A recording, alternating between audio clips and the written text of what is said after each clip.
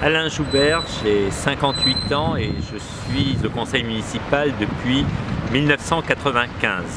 Actuellement, je suis premier adjoint au maire de Belle-la-Barre et je travaille depuis maintenant 10 ans sur l'opération de renouvellement urbain du quartier de la Galatie.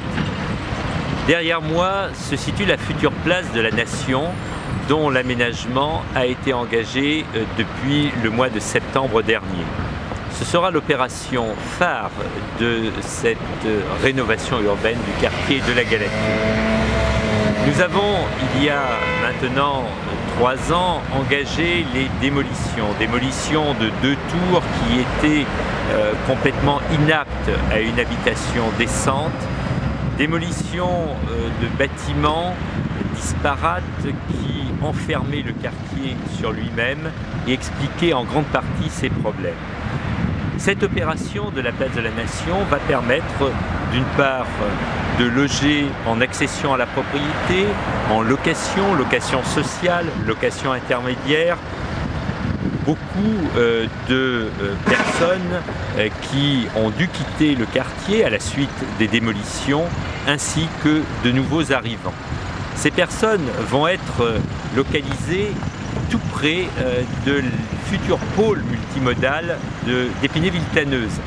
Qu'est-ce qu'un pôle multimodal? C'est une gare, non seulement la gare pour prendre la ligne H du train, mais aussi le futur tram-train qu'on appelle la tangentielle nord qui va permettre de relier Roissy et la ligne C du RER.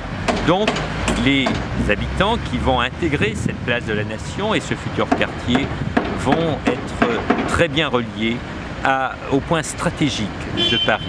Le quartier qui était un quartier enfermé va devenir un quartier ouvert au Grand Paris, ouvert à toutes les activités du Grand Paris, ouvert également au bassin d'emploi de la Cavanne, puisque tout près d'ici se construit un pôle technologique, le parc Saint-Leu, qui est à 500 mètres de l'endroit où je me trouve, sur la commune de Montmagny, et qui va créer 1000 emplois supplémentaires, ainsi que des hôtels d'entreprise pour des entreprises qui se créent.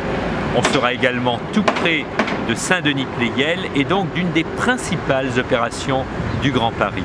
On est tout près d'Enghien-les-Bains, de ces services, et il n'y aura pas que des habitations dans ce que vous voyez ici.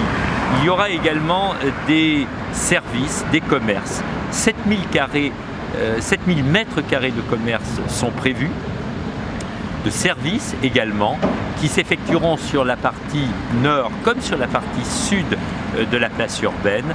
Donc beaucoup d'activités, beaucoup de services pour les Deuillois, services commerciaux, mais aussi services de santé. Il y aura un pôle santé dont la configuration a fait l'objet d'intenses négociations au cours des dernières années, et un point police aussi pour assurer la sécurité de l'ensemble.